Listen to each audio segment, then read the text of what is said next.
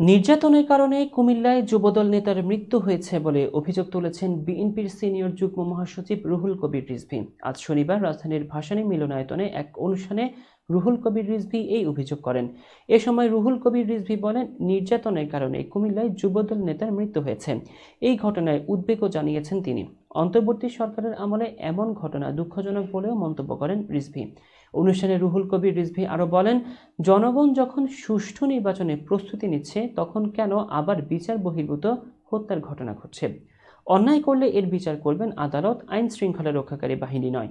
বিএনপির এই সিনিয়র যুগ্ম মহাসচিব আরও বলেন, প্রতিটি মন্ত্রণালয়ে যদি বৈষম্য বিরোধী ছাত্র আন্দোলন একটা করে কমিটি দেয় তা ভালো হবে না, রাষ্ট্র এলোমেলো হয়ে যাবে।